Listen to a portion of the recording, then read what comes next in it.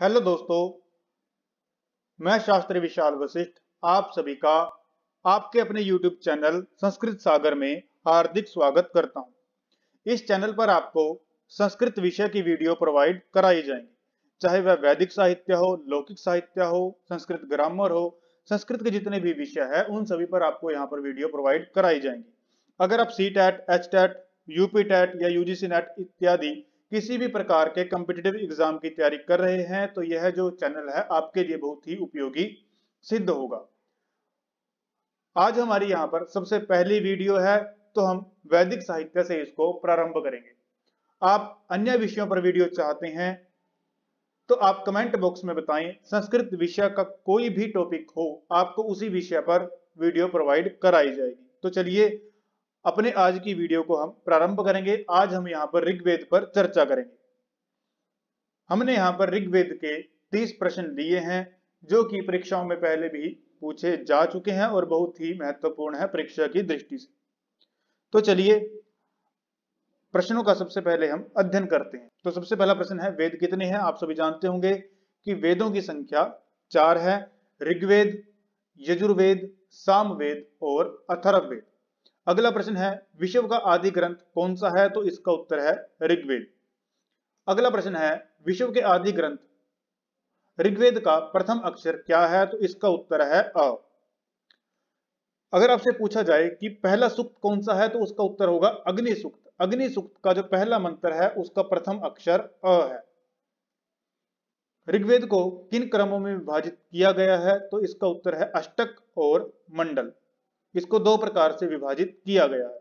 और मंडलों की संख्या कितनी है? तो इसका उत्तर होगा 10। ऋग्वेद में 10 मंडल हैं। ऋग्वेद में मंडल किस में विभाजित किए गए हैं? तो इसका उत्तर है सूक्तों में। ऋग्वेद को मंडल या फिर अष्टक में विभाजित किया गया है और जो मंडल है उसको सूक्तों में। अगला प्रश्न है, ऋग्वेद में अष्टक किस में विभाजित किए गए हैं? तो इसका उत्तर है अध्याय। मंडलों को सूक्तों में विभाजित किया गया है और अष्टक को अध्याय में। एक अष्टक में 8 अध्याय हैं तो कुल मिलाकर अध्याय होते हैं हमारे पास 64। अगला प्रश्न है, ऋग्वेद में मंडल किस प्रकार विभाजित किए गए? तो इसका उत्तर पहले बताया जा चुका है, प्रश्न यहाँ पर रिपीट हो गया है तो इसके लिए आपसे क्षमा चाहेंगे। तो उसका उत्तर है सूक्तों में, और सूक्तों की संख्या है 1028 और इसमें 85 अनुवाक। ऋग्वेद के ऋत्विक को क्या कहा जाता है? तो इसका उत्तर है होता। ज्योतिष के आधार पर वेदों का समय निर्धारित करने का प्रयत्न किसने किया? बाल गंगाधर तिलक ने। ऋग्वेद में कितने देवताओं की स्तुति की गई है? तो इसका उत्तर है 33 देवताओं की। इसमें 11 द्यू स्थानीय है, 11 पृथ्वी स्थानीय है और 11 अंतरिक्ष स्थानीय है। देवताओं के निवास स्थान के अनुसार इनका विभाजन किया गया। ऋग्वेद में सबसे ज्यादा स्तुति किस देवता की गई है? तो इसका उत्तर है इंद्र देवता की। इंद्र देवता की स्तुति 250 सूक्तों में की गई है।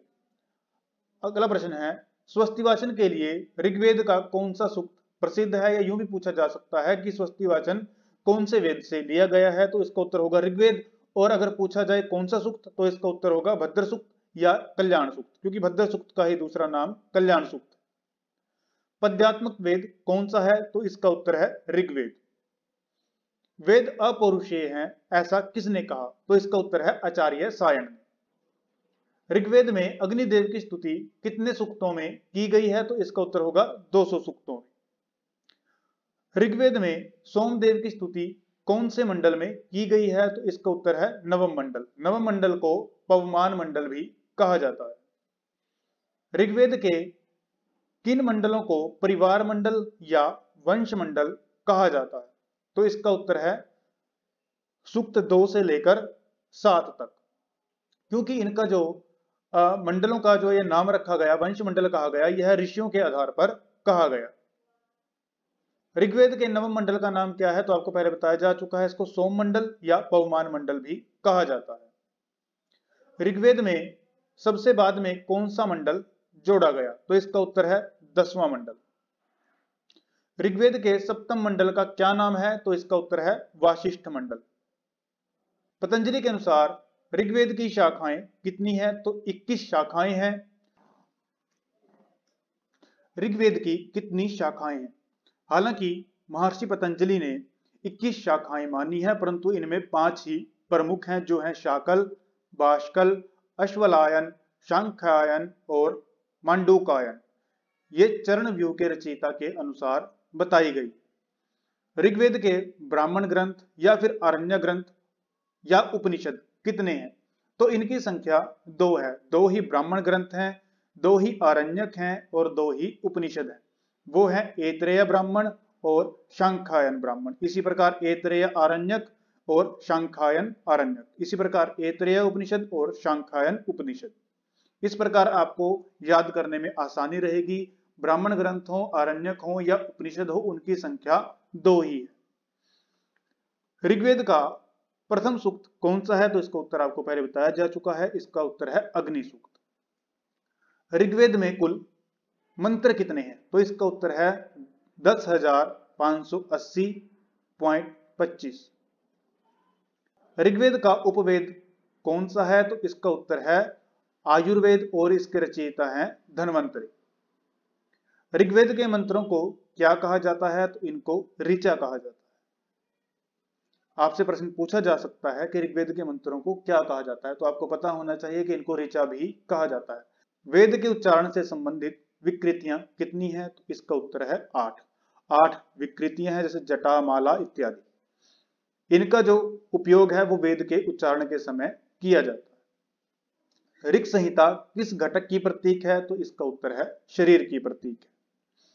इस प्रकार हमने यहाँ 30 प्रश्नों का संकलन किया। ये महत्वपूर्ण प्रश्न है, इनको परीक्षा में पूछा जा सकता है। कुछ प्रश्न परीक्षा में पहले भी पूछे जा चुके हैं। अगर आपको यह वीडियो अच्छी लगे तो आप इस वीडियो को लाइक करें, शेयर करें और सब्सक्राइब करें। और कमेंट बॉक्स में आप बताएं कि आप किस विषय पर वीडियो चाहते हैं, किस टॉपिक पर वीडियो चाहते हैं, तो उस टॉपिक पर आपको वीडियो प्रोवाइड कराई जाएगी।